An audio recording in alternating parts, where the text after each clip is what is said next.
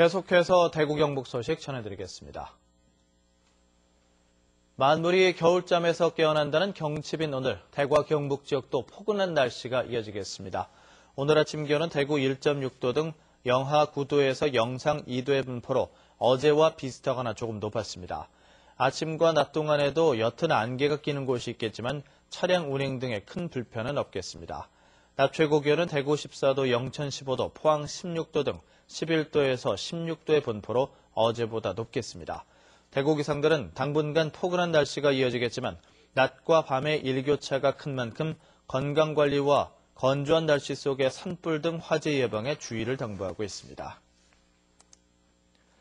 대구 기상대가 발표한 1개월 기상 전망에 따르면 3월에는 이동성 고기압의 영향으로 평년보다 기온이 높아 중순까지 포근한 날이 많겠습니다.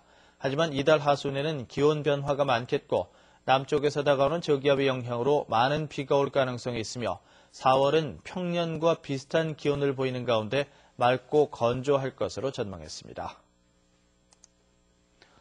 군공항 이전 및 지원에 관한 특별법이 어제 국회 법사위원회 전체 회의를 통과해서 군공항 이전법 제정이 사실상 결정됐습니다.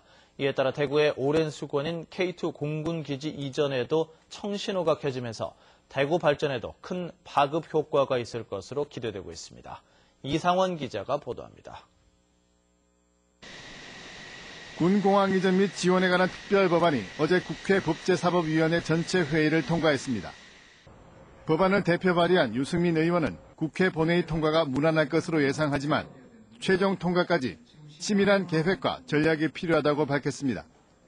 대구시나 또 대통령과 청와대, 국방부와 공군, 우리 국회가 K2 이전을 법에 따라서 최대한 빨리 추진하기 위한 전략과 계획을 수립해야 될 때입니다.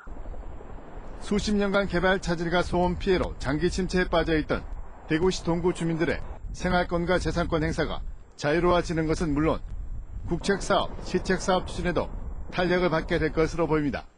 첨단의료복합단지나 혁신도시 그리고 동대구의 복합환승센터 이런 사업들이 원래의 취지, 목적 그리고 하고자 하는 목표가 그대로 완성될 수 있는 그림이 제대로 이제 진행될 것 같아서 대구시 전체로 봐서도 달성적으로 치우쳐 있던 대구의 개발 축이 다변화되면서 수조 원의 경제유발 효과가 기대되고 있습니다. 하지만 복잡한 절차로 인해 많은 시간이 걸리고 3조 원이나 되는 사업비 확보와 이전 후보지 주민들의 동의를 얻어내야 하는 등 넘어야 할 산들이 많아 지역 정치권과 시민사회가 함께 풀어나가는 노력이 필요할 것으로 보입니다. MBC 뉴스 이상훈입니다. 한국섬유개발연구원에 따르면 지난달 대구 경북 지역의 섬유류 수출이 2억 6,500만 달러로 지난해 같은 기간보다 12% 증가했습니다. 유럽 재정위기 등 세계 경기가 좋지 않지만 미국 등 주요 국가의 경기 지표가 나아졌고 중국의 제조 여건 악화로 급성장하고 있는 인도네시아나 베트남 등 신흥국들로 수출이 많이 늘었습니다. 분목별로는 폴리에스터 직물과 니트 직물이 수출 증가를 주도했고 섬유 원사와 면 직물, 나일론 직물도 늘었습니다. 영진전문대학이 실버 레크레이션 무료 교육과정을 개설하고 오늘까지 교육생 20명을 모집합니다. 이번 교육과정은 고용노동부의 지역 맞춤형 일자리 창출 사업으로 개설된 것으로 오는 18일에 개강해서 한 달 동안 노인복지의 이해와 노래, 율동, 웃음치료 등 이론과 실습 교육으로 진행됩니다. 교육은 무료로 이루어지고 참가자에게는 교통비와 식비가 지급되며 교육 수료자에게는 레크레이션 1급, 웃음치료사 1급 자격이 주어집니다. 올해 초중고 학생 교육비 지원 신청 기간이 일주일 연장됩니다.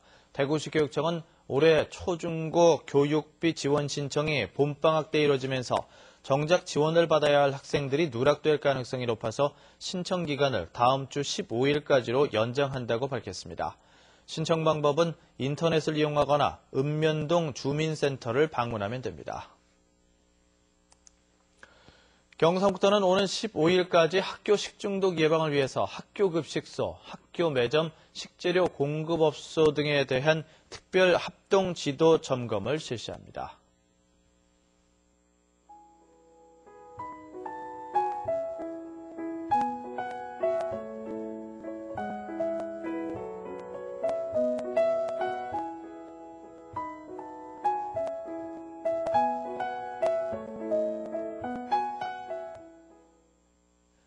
MBC 생활뉴스를 마칩니다. 고맙습니다.